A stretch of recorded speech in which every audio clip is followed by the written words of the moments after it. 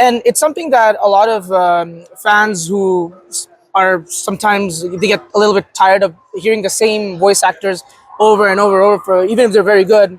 Um, in like all different anime shows, like it's always the same dubbers Yeah, yeah. who keep coming back. And there's something that also has affected like the video game space. And now for example, how people were criticizing the fact that Xenoblade had British voice actors, and recently the new game that came out, the new visual novel, Last Defense Academy, they also used like American expats in the UK who are like theater actors, completely unknown, to voice the characters, and it ended up being very good. How do you feel about sort of trying to find new voice actors in the theater space and not always going back to the same casts from before?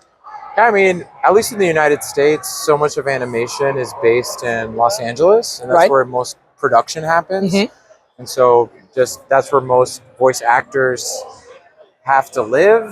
But it's all kind of changed post 2020, like post pandemic. Like a lot of us, I made a voiceover booth in my closet, and now I live in New York City, and the Hazbin Hotel team lives in LA, and so they can record us remotely, and so it's kind of all upended. So it's nice that they're because of that they can reach out to a community of actors that don't normally get seen for this kind of stuff, and I think it's great. It's so nice to feel like we can finally break into that industry, and I feel like theater people, especially Broadway people, are so suited for voiceover work because you got to be big, you got to be expressive, you have to.